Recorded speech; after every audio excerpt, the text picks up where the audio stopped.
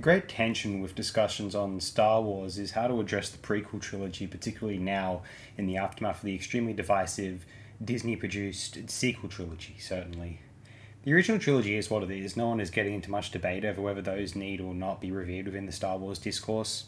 Though the prequels occupy an unusual space, their disdain was entirely responsible for the nature of at least Episode 7 as an extremely safe and careful maneuver, one which everyone resented in the aftermath, and their dissection, via a man portraying a monstrous, repugnant murderer, has been the most influential film criticism, at least informally, in the 21st century so far.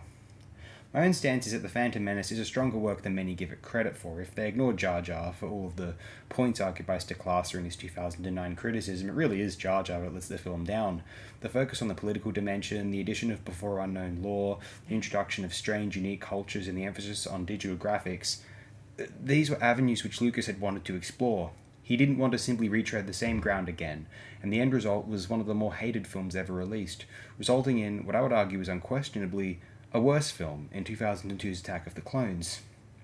In attempting to account for what many cited as the errors of Phantom Menace, dull politics, obnoxious Jar Jar, not enough to do with the original trilogy's galaxy, or a lack of pandering fan service in general, Attack of the Clones employed reckless action slop, one of the most over-serious scripts in Hollywood's history of genre films, the excessive fan service and reliance on references which would injure the Disney-era titles, and so much haphazard writing attempting to line up masses of lightsabers, a Boba Fett, proto-stormtroopers, and a flippity-floppity Yoda, and a holographic Death Star blueprint into one effectively intolerable mess of a space opera.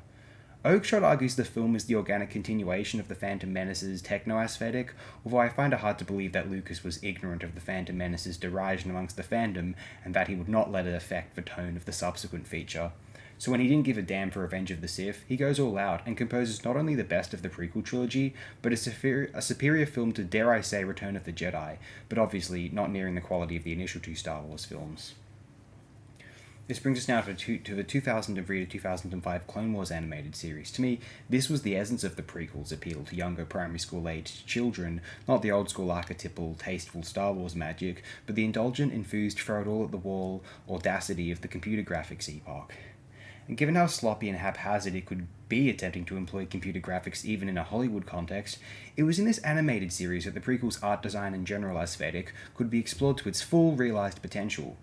I've been a champion of this series since I was a younger chap. I never really took to the next Clone Wars program. I don't care for it really.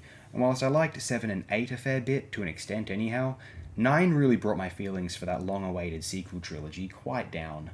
I did really enjoy Rogue One for what it is anyway, but I have no time for any of these newer silly shows. I still appreciate the old EU. I recorded audiobooks for the marvelous Thrawn trilogy earlier in this year.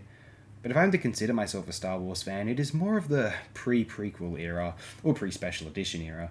Despite really appreciating what the prequel project was capable of, best exemplified potentially in this animated series which aired between Attack of the Clones in 2002 and Revenge of the Sith in 2005. I'll discuss the series more so in another video, which will feature the Volume 2 cover art, but for now I wanted to place this series in context with how I receive the Star Wars mediaverse at large.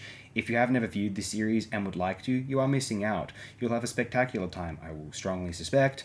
The last time I viewed it, I was totally enamored with it, all of these years later.